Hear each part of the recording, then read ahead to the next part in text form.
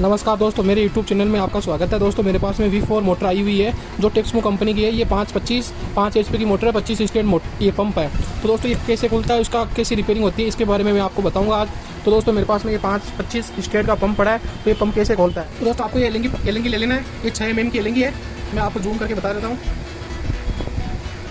तो दोस्तों ये 6 mm की एलंगी है। एलंगी से आपको ये 4 नट खोल लेने हैं। इस पर ये 4 नट दिए हुए हैं, ये आप खोल सकते हो इसको। तो दोस्तों ये 4 नट खोल लेते हैं। तो दोस्तों ये खुल गए।